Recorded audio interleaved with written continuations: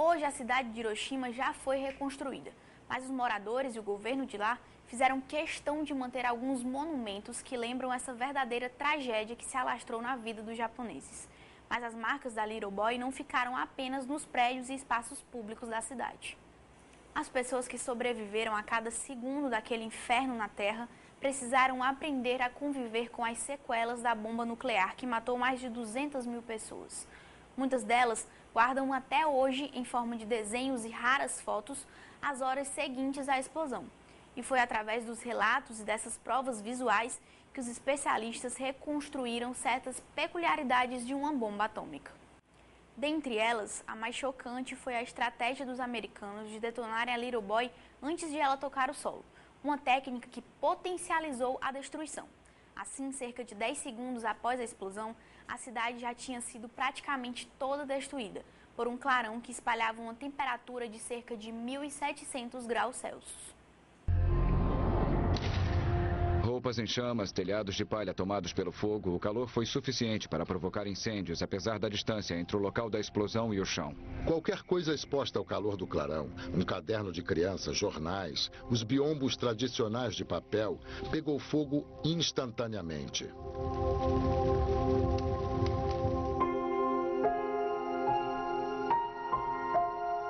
A temperatura de mais de 1.700 graus foi capaz de fundir até telhas de barro em formas irreconhecíveis.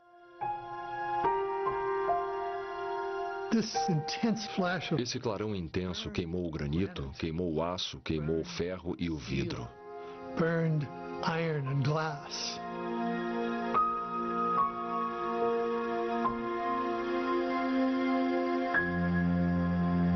Essa lancheira foi encontrada a 550 metros do local da explosão.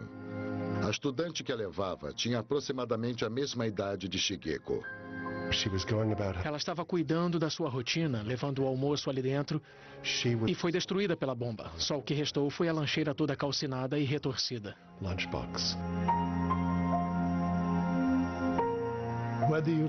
Sobreviver dependia da sua distância em relação ao lugar da explosão, fosse você japonês ou marciano. A bomba não tinha ideologia, era uma arma de destruição em massa, uma arma de terrorismo. A menos de 1.600 metros do local da explosão, ficava o prédio de 3 andares da escola onde Takashi estava brincando de esconde-esconde. A onda de choque da bomba está prestes a atingir o local. Eu não sei exatamente como foi que aconteceu, mas o prédio da escola caiu.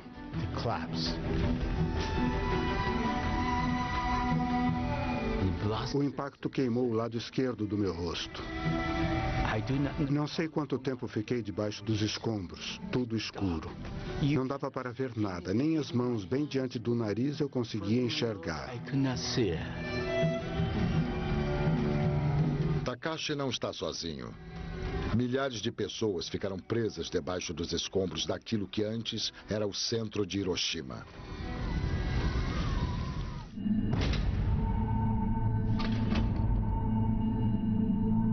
A onda de choque criada pela bomba Little Boy devastou a cidade em menos de 10 segundos.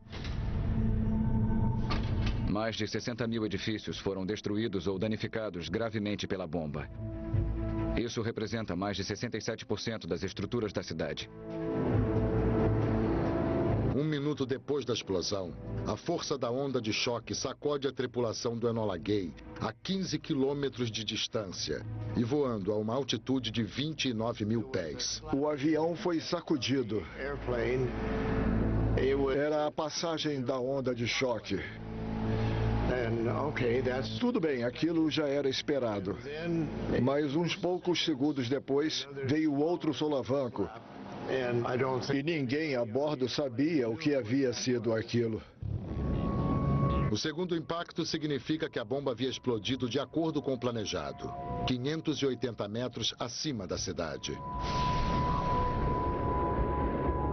Para compreender a dinâmica das ondas de choque, simulações de explosões são registradas com a técnica de fotografia ultra-rápida.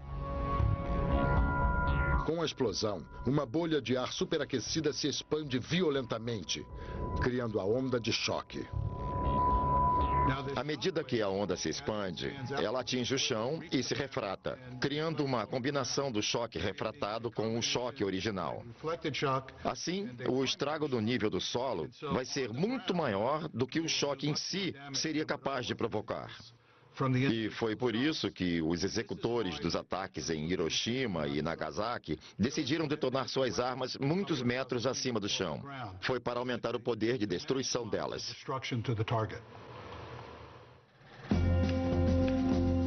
Se a Little Boy tivesse atingido o solo japonês, a própria Terra absorveria a maior parte da sua energia. Mas uma detonação no ar força a onda de choque a se alastrar, detonando praticamente tudo o que encontra em seu caminho. Os estragos foram graves, num raio de 5 quilômetros do local da explosão. Mais de meio século depois, a cidade devastada de Hiroshima foi totalmente reconstruída. Restam poucas cicatrizes visíveis da explosão da bomba. Mas um prédio que ficava quase exatamente abaixo da explosão foi deixado do mesmo jeito até hoje, como um símbolo da paz. No edifício, onde funcionavam representações de empresas locais e órgãos do governo, todos os ocupantes foram mortos instantaneamente. Mas as paredes continuam de pé. A cúpula era feita de cobre e o ponto de fusão do cobre é baixo.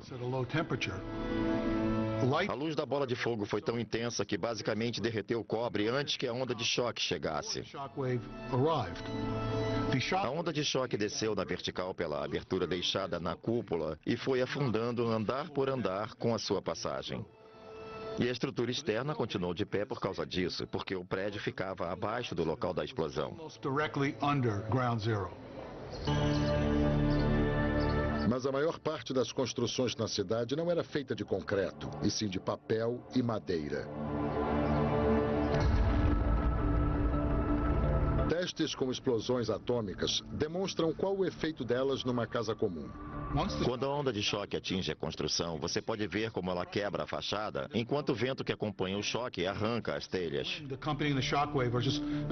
Mas note também que o prédio é envolvido num sistema de alta pressão que o esmaga, deixando-o em pedaços. É como se você abrisse um guarda-chuva no meio da tempestade. Ele é arrancado da sua mão e completamente destruído.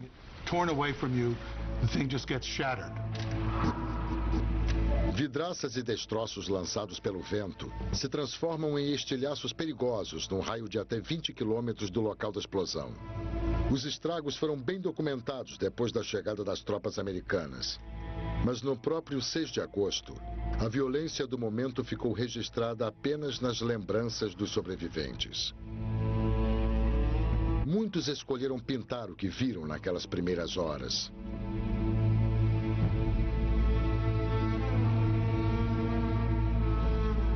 Anos mais tarde, Takashi Tanimori também escreveu sobre elas.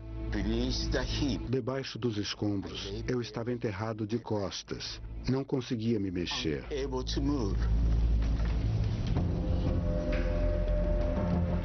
Preso a menos de 1.600 metros do local da explosão, Takashi deixou de ouvir os gritos de socorro dos seus colegas de escola. Um jovem soldado consegue resgatá-lo debaixo dos escombros, mas ele ainda não está fora de perigo. O soldado me levou nos braços pelo meio de hordas de pessoas gritando em agonia, calcinadas, mortas ou moribundas. Arrastando-se aos tropeços, arrastando os pés, rastejando sobre os joelhos e cotovelos, procurando uma saída daquele inferno escaldante.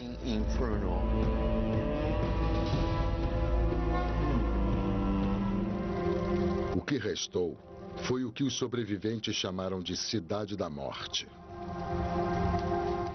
Vamos a um pequeno intervalo, mas em instantes estaremos de volta com mais DOC em Destaque e os desesperadores momentos vividos pelos japoneses após a explosão da bomba atômica em Hiroshima.